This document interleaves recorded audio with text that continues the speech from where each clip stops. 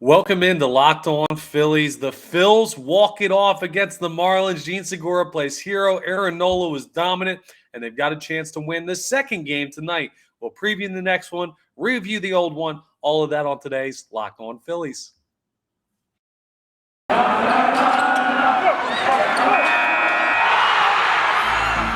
You are Locked On Phillies, your daily Philadelphia Phillies podcast. Part of the Locked On Podcast Network, your team every day.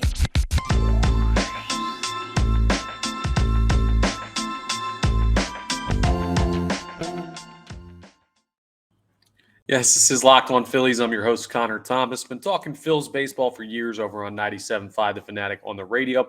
Happy to be here now with you as your host of Locked On Phillies. I want to thank you for making Locked On Phillies your first listen every day.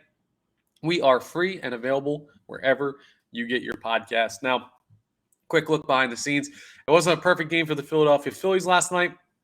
It wasn't a perfect first recording of this podcast for me today. Recorded a nice long episode for you guys, and then the system had some technical difficulties and totally deleted it. So that's not great. This will have to be a shorter episode so I can get it out by game time. It's already 5:30, so I want to make sure it's available for you guys. So a shortened episode of Locked On Phillies. But let's jump right into reviewing what happened last night in a big win for the Philadelphia Phillies over the Miami Marlins. A 3-2 victory that ended with Jean Segura's walk-off. We're going to start, though, by talking about Aaron Nola's dominant performance on the mound. Nola, I tweeted it out before the game. I said Aaron Nola has to have his best start of the year. And it wasn't his best start of the year, but it was the biggest start for Aaron Nola. And he got the job absolutely done.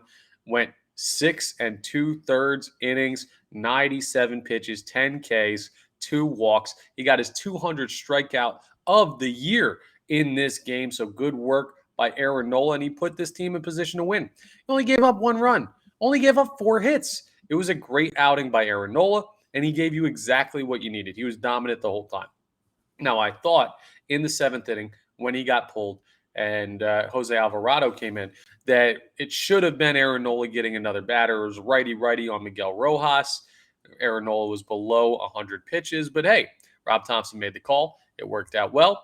It ended up working for the Philadelphia Phillies. But shout out to Aaron Nola and that wonderful start that he gave the team last night. And those are some of those things that can get the team going. If you're Bryce Harper or Rhys Hoskins or JT Realmuto or guys like that, and you see a guy like Aaron Nola who you know he struggled in September, he knows he struggled in September, and he goes out and he gives you that type of a start against a team like the Miami Marlins that have been a thorn in the Phillies' side for years now, that has a way of invigorating the rest of the team.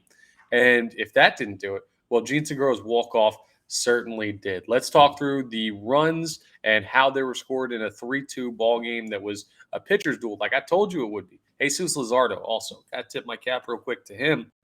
A great start for the Marlins as well. It was just a wonderful pitching performance all around by both guys. The Phillies were just a little bit better down the stretch, but started in the bottom of the 3rd inning. Edmundo Sosa ripped a home run down the left field line. It was like all the way up the foul pole, 405 feet, and it hit off the foul pole. So it was right up at the very top off the netting. Gets it started 1-0. It's his first home run of the year, only the 7th in his career. There was a point where this looked like it was the Edmundo Sosa game rather than the Aaron Nola or Jean Segura game. So good work by him. Then in the top of the 4th, though, the Marlins answer. Anderson has an RBI single to right center. We'll hear more from Anderson later. But Joey Wendell scored there, making it 1-1. A quiet 5th inning, bottom of the 6th, Alec Boehm hit a sacrifice fly to left field. Well, it turned out to be a sacrifice fly to left field. Originally, it was hit to about 275 feet from home plate. Anderson was coming in on that ball, and he seemed like he kind of misread it. He had to come in really hard to get there, catches it on the dead run, makes an incredible throw, and Edmundo Sosa, who was trying to score from 3rd, gets thrown out at home. And then the Phillies review it. And it turns out that Fortes, who was catching for the Miami Marlins, had blocked the plate prior to receiving the ball. His foot was kind of blocking the corner of the plate where Sosa slid. And you thought, okay, well, the throw kind of took him there, but he was set up there beforehand. Shout out to the umpires last night because they ruled that it was a block of the plate, a violation of the home plate collision rule, and Edmundo Sosa would be safe, making it 2-1 Philadelphia Phillies. A huge call that helped the Phillies out greatly in this one. Then Anderson again, after almost throwing out the go-ahead run in the bottom of the 6th. After having the RBI single in the top of the 4th. In the top of the 8th, he hits a sacrifice fly to right field, scoring. LeBlanc moving Birdie up to 3rd. And even though it was an opportunity for the Marlins to get ahead, they would only tie it. Brad Hand worked out of a little bit of danger there. The bottom of the 8th was inconspicuous, nothing for the Phillies. And the top of the 9th, David Robertson came in and pitched his 1 inning. He walked 2, but he worked out of danger in the 9th to keep the game tied. Then in the bottom of the 9th, Bryce Harper with 1 out hit a weird kind of, or maybe it was 0 outs. Let me go to the full play-by-play. Either way, Bryce Harper hit a looping fly ball down the left field line that looked like it'd be kind of a routine play for Anderson. And he goes into a weird slide by the line, doesn't get there. It drops right on the line. Bryce Harper is able to hustle into second after kind of walking his way out of the box. Makes up for it by being safe, though. So, yeah, you can't get mad at the guy if he was safe. And you got a runner on second with 1 out. JT Realmuto's coming to the plate. He's been really hot lately. He's killed the Marlins in his career. So what do? They decide to intentionally walk him. And before he can even take his guards off, Jean Segura is already in the box ready to hit.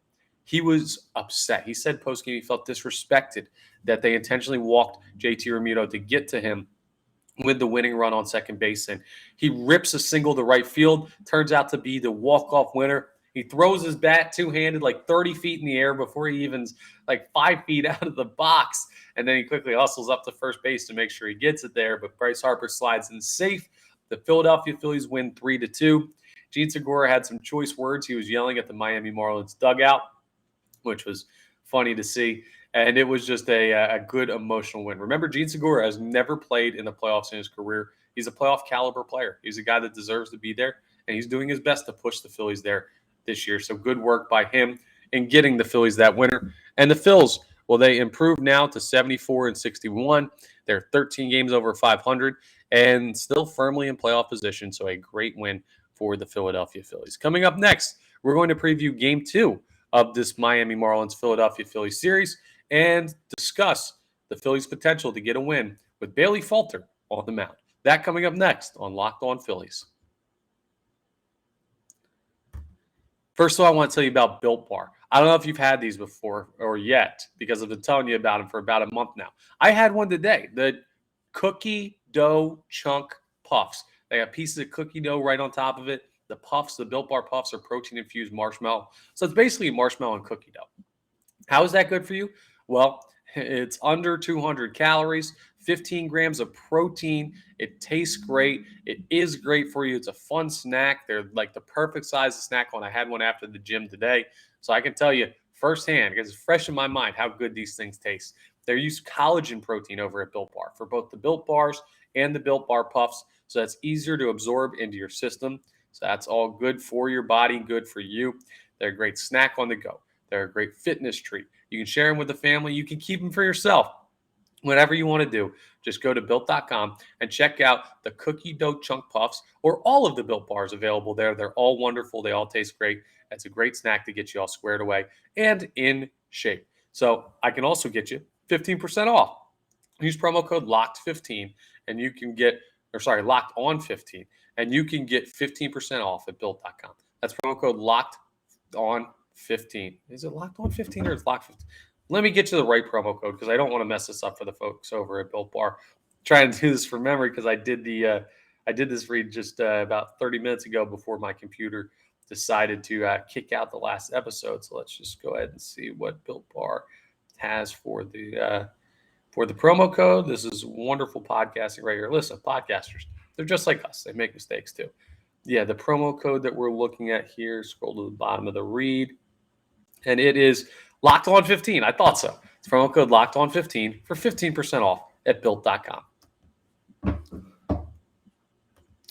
Now let's preview Game 2 of Miami Marlins Philadelphia Phillies at Citizens Bank Park tonight at 6:45. Going to try and get this episode out with enough time so you can watch this before Game 2 goes on here. And it's a big one for the Philadelphia Phillies. Bailey Falter takes the mound, and he'll face off against Trevor Rodgers. The tail of the tape, Falter has got a 3-3 record. Trevor Rodgers, a 4-10 record. A 5.57 ERA for Rodgers, a 4.08 for Falter. A 1.56 whip for Rodgers, a 1.19 for Bailey Falter, so he's been better at not letting runners on base.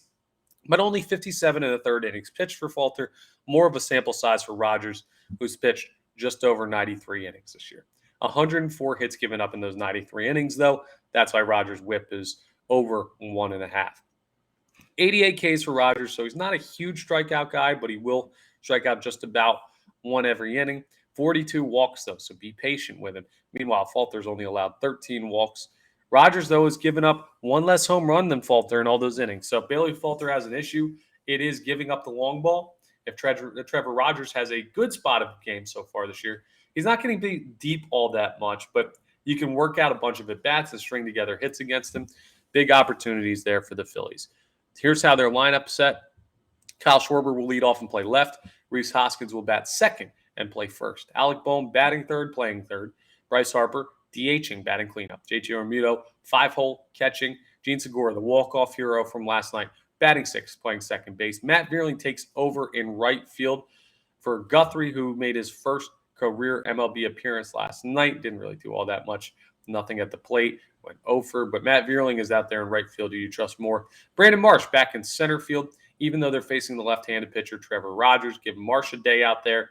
And Edmundo Sosa starts again at shortstop in favor of Bryson Stott because of the big night that Sosa had for you in last night's game. Great defensively, hit that home run, had another hit in the game.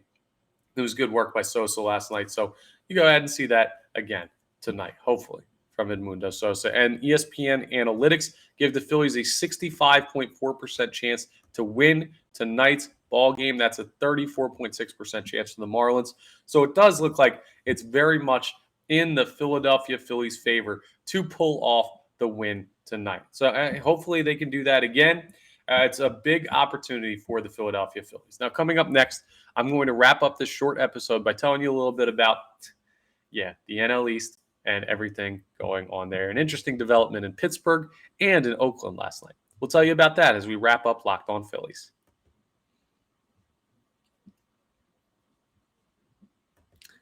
Okay, so maybe you haven't kept up on this, but the Mets, they had an 11 game lead in the NL East. Yeah, and it's gone. The Braves finally caught them last night. The Mets have lost 3 in a row to the Pittsburgh Pirates. They got demolished last night by the lowly Pirates. The Mets are collapsing in on themselves. Max Scherzer is going on the injured list, which you never love to see. You don't like to see players get injured, but him getting hurt opens the door for the Braves to take more of a stranglehold on this division now that they're in a virtual tie. And that 11-game lead is gone. The Braves has been playing on a 117 win pace since they started making up this ground. But still, the Mets had such a big lead. It's crazy. They were so talented, and then the schedule got a little tougher, and it's just a late season collapse by the New York Mets. Mets are going to Met, and you love to see it. Now, the Phillies are still 11 games back in the division, so this isn't exactly kudos to the Phillies for doing anything, but it's still always fun to watch the New York Mets completely collapse in on themselves. I love that. I love seeing Mets fans sad. I don't really like seeing Braves fans happy because they kind of bother me a little bit too, but they're further away than Mets fans. We don't really run into them here in Philadelphia. And the Braves, well, they're on fire right now. They're playing pretty well in their day game out there in Oakland, and they've got an opportunity to continue to take advantage of the Mets slide. The best thing ever, listen to this scenario. Let's say the Braves win the NL East. Then the Mets become the top wildcard team. And the Phillies win the second wildcard spot. So they have to go up to Citi Field for 3 games up there against those rat Met fans in that stadium where they're all nervous because they've already collapsed in the division. Then could you imagine you get Aaron Nola and Zach Wheeler in the first 2 games? They're as good as anybody. Maybe Max Scherzer isn't ready. Maybe he is. And the Phillies do what they did last time and they beat him. Well, the Phillies take 2 of those 3 games and they take out the New York Mets. It's a possibility now, folks. How amazing would that be? And it would suck for the Mets to end the Phillies season. But, hey, the Phillies are playing with house money if they make the playoffs. The Mets are collapsing, and they're having all the pressure on them, especially if they don't win the NL East. So that would be fun. And it would also be fun to watch them play the San Diego Padres and Juan Soto beat them up. I just want to see the Mets lose, and lately they have been obliging. So you take a look at the NL East, and the Braves are now right there at the top with the New York Mets and an opportunity to win the division. The collapse is complete. And for all those Mets fans that were talking trash all year saying this team was different, and listen, I said it too.